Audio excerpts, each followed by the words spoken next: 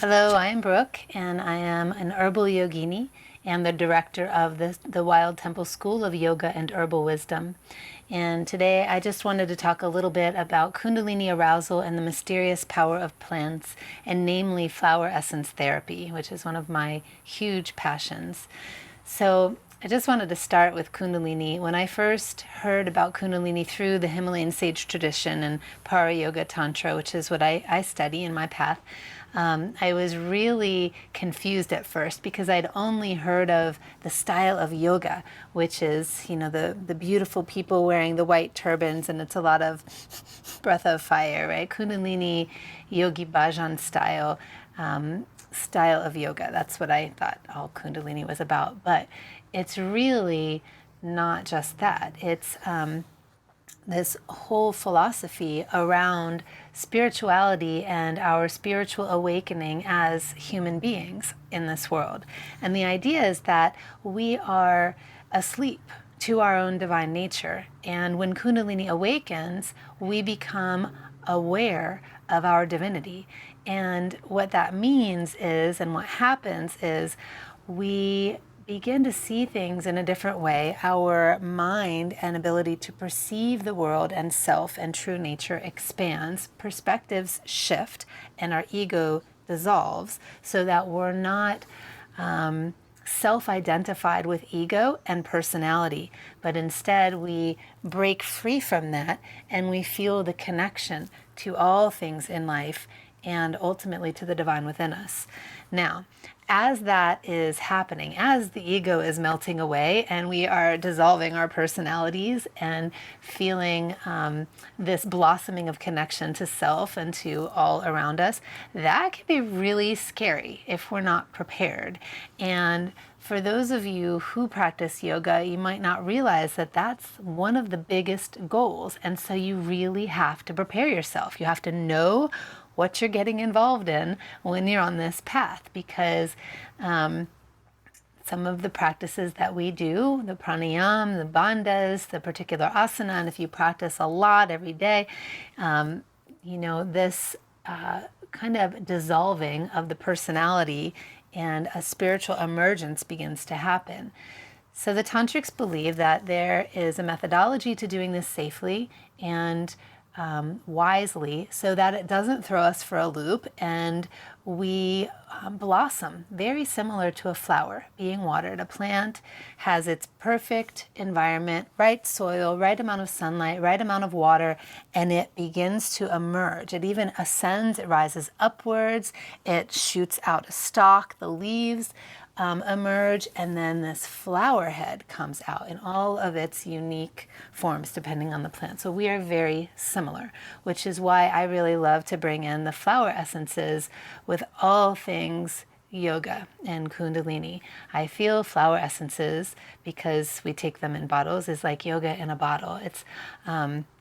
They are ways that we can work with accelerating our awareness, accelerating that block to self and life and self and source, and it accelerates this dissolving of all of the traits of the personality that are negative and that are not completely aligned with who we are as higher divinity within. So a little bit about the flower essences, and I'll go more into how it relates to Kundalini with the particular flowers. Flower essences are different than your other ways of taking herbs, like chamomile tea, or to take, an herbal pill for constipation. These things tend to work more on the physical body. Flower essences work more on your emotional body and your mind and your psyche. And they are, by their very nature, which again is the divine aspect of a plant, really in its perfect full fruition is the flower. So they are energy medicines by how they are made and how they are taken. The flowers are the only pieces of the plants, only parts of the plants that are used, and how they are made are: a flower will sit in a bowl of water and the sun will shine the light down and imprint the qualities of the flower into that body of water. And then that body of water is prepared into a flower essence in a bottle. And so we take it. It doesn't need to be a lot. It's actually less works more. So a couple drops, a couple times a day on your pulse points, in your bath water, in any drink, whatever, right on your tongue, however you want to take it. Flower essences are really forgiving, and they work in any way. But they do not work the same as herbal remedies. It's a different kind of thing. So if you've never heard about flower essences, I really encourage you to read a little bit about them and what they can do. But I'd like to talk about 4 that I feel are particular to this conference, this topic of Kundalini arousal and the mysterious power of plants, because they have particular qualities that help to solve mysteries of what we're dealing with here. And the first one that I'd like to talk about is black cohosh. Black cohosh is also known as snake root, grows on the East Coast, and it tends to like really dark, humid climates with that dark, rich, loamy soil. And it grows from that darkness, and it'll shoot up into this beautiful raceme of white flowers. And its signature of from that darkness moving into the light says a lot about that plant. It also looks like a spinal column, another thing that says a lot about that plant. So the energy of Kundalini, according to the scriptures, is that movement of energy starts at the base of our spine and works up along the spine, kind of clearing out all of the dense, heavy energies. Black cohosh does something very similar. So we can work with this plant to help stimulate the arousal of Kundalini. And it's so cool to know that this is also a very common plant used for hormonal therapy, specifically low estrogen. And so it's very popular in mainstream. And the sexual energy of awakening is integrated and is, I wouldn't say tamed, but more integrated by working with black cohosh. So I've worked a lot with it with girls going through adolescence, and that deep, heavy, dark, moody, bitchy kind of vibe that they'll throw off. Black cohosh is specific for that kind of attitude. So the way flower essences work are, if we have a negative trait in our personality, if we're throwing off negative attitude, or we're seeing the world in a very messed up way, the flower, by its virtue and its divinity and its sweetness, taking a few drops of that helps to shift that perspective so that we no longer carry that trait, we no longer think that way, and we no longer act that way. The black cohosh works for deep, heavy, dark emotions, and it'll help to clear that. On the psycho-spiritual plane, black cohosh helps to integrate Kundalini energy. So if you just want to move the energy and get things lighter and lifted, you can work with this plant. If you have ever had an experience of this energy awakening and you didn't have a good time with it, it was too much, you felt a little bit of like you were hallucinating, or at the most extreme went into psychosis, this is also your plant. It helps to integrate the energies so the mind can find a stillness, and the energies can work their way up the spine, ascending towards the center, where you'll see and perceive with more clarity, no fear, no heavy dark emotions, and it's extremely powerful, lovely plant to work with. So many uses for black cohosh. Also great for any spinal injuries, especially the kinds where you've been hit and twisted, a little bit of whiplash in the spine. That is my teacher, Matt Wood. He talks about that. So a lot of what I learned about plants is an oral tradition. It's through storytelling and case studies, and people having had experiences that these things really work. So 3 more that I'd like to tell you about, specific for this topic, that I know really work, are yarrow, aspen, and mariposa lily. So yarrow is a wonderful plant for helping us to heal our auras.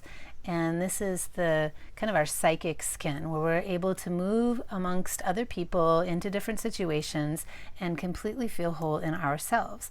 People who need yarrow are those who have kind of a leaky energy, where they're picking up on other people's stuff and actually can leak out their own stuff onto others. And the best example I have of this is, say you're at a family event and you are in a great mood and you went to go hang out with your family, and all of a sudden you start picking up on all the negative moods in the household, and it just feels like it's not really your own, and yet you're holding it, you're harboring it, and so when you leave you feel really off and funky. So yarrow can not only protect you from picking up other people's stuff, and it just doesn't have to be family. It's probably a bad example because we pick up stuff from family anyway. It could be going out to the club. It could be going to the grocery store, just going out to Walmart, fluorescent lights. Take yarrow. So yarrow not only helps to protect your aura from this stuff that you could pick up, but also it helps to cleanse you. So if you leave a place, you're like, I feel totally whack, or I'm so sad, and then you realize you were just hanging out with your friend that's so sad, you can take yarrow and it'll help to clear that vibration. Aspen is the aspen tree. If you live in Colorado or California, you probably know of this tree. Very beautiful, one of the largest organisms on the planet. They are all connected by their roots. And I believe that this is one of the main gifts of this plant. It helps us to feel completely connected and supported, but in a way that's of self. And again, it works on the aura, really sealing and keeping this sense of self nice and strong. And it works really well for people who've ever had shock or trauma that have kind of opened up or blown out a hole in their aura. And another use for this plant is if somebody has done a lot of drugs or psychedelics in the past, and they still can pick up on a lot of fear, actually. So aspen works with fears, specifically unknown fears. You don't know where it's coming from, but you're filled with anxiety, or you have nightmares, or you just wake up feeling afraid and you don't know why. Aspen is a really beautiful flower essence to take, because it helps to invoke the positive quality of no fear, of you are totally connected and there's nothing to worry about. So you feel whole. And when I first started to work with aspen, I used it for people who had a hard time really softening and letting go to meditate. Because in order to meditate, your breath has to be calm, the mind has to be still, and you have to be in a place of no fear to really let go. So if you are a meditator and you can't ever let go, or you're trying to meditate and you come to that place of fear, take aspen. It can really help you move through those walls. Another plant is Mariposa lily. So this is the fourth. And Mariposa lily, when I first moved here, was one of the first plants that I got to sit with. This one is the essence of the Divine Mother. When I sat with the plant, which I do a lot, I'll meditate with plants because they have so much to teach us. The essence of this plant was that I was in a womb. I felt like just a ball of energy was surrounding us, and I was in this sphere, this sanctity of a very womb-like motherly environment. And my friend actually took a picture of me while I was meditating, and I didn't know, and she sent it to me a couple days later, and it was actually Brooke in this field of Mariposa lilies with this huge light bubble all around. It was super cool. So the Mariposa lily, on this talk of Kundalini awakening and arousal and the mysterious power of plants, I love to use it because it helps us to connect to the Divine Mother, which is, in the tantric tradition, the whole idea of source is that she is of a feminine nature and she loves us. And in order to really feel safe, we seek for this connection to her, to that Divine Mother. And Mariposa lily does help with that. And so if you're one that not really feeling it, or want to feel it and aren't really feeling it, then you can try Mariposa Lily to see how that will work for you. Add a different kind of emotional take and healing tone, healing vibration this flower offers is if you have any issues with your relationship to your mother, or if you are a mother and you have issues with your child, or your child has issues with you, you can both take it and it can heal that cord of energy. So, or that discord, I guess I should say. So the flowers that I am bringing to the plate right now, the 4 flowers for Kundalini Arousal and the Mysterious Power of Plants, are black cohosh, otherwise known as snake root, for moving through the light, or from the darkness to the light. Yarrow for helping to keep you in your own sphere of knowing and feeling you. And then the aspen for healing and tending to unconscious fears, and Mariposa Lily for bringing in that love and connection to the Divine Mother. All of these 4 are really imperative for having a nice, healthy, strong container for the energies that have been dormant, which is our sleepiness to our true nature, begin to wake up. And when that wakes up and we are feeling whole and we're connected, no fear, it's a really beautiful experience. So I hope you enjoyed this talk and are excited to try out some flower essences. I am Brooke Sullivan and my website is thewildtemple.com, and I do make flower essences to sell through my Vital Yogi Herbals. I also make little starter kits for people to get them on the path of health and healing through herbs and plants, and I do offer consultations as well if you want support from the plant world. I'm also an educator. That's my huge passion. So I train people in how to be flower essence practitioners as well as yoga teachers, and I offer them in retreats in beautiful settings in India, in Ireland, and East Coast, West Coast. More to come, I'm sure. But yeah, check out my website, thewildtemple.com, and I hope to see you soon. Thank you. Namaste.